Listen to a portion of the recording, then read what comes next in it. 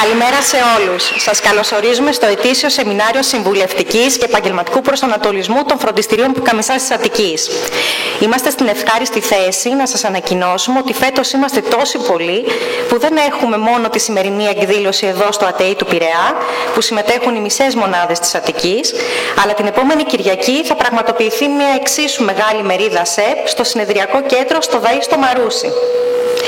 Θα θέλαμε επίσης να υπογραμμίσουμε ότι και σε όλες τις μονάδες μας στην ελληνική περιφέρεια πραγματοποιούνται κάθε χρόνο σπουδαίες εκδηλώσεις με τεράστια συμμετοχή.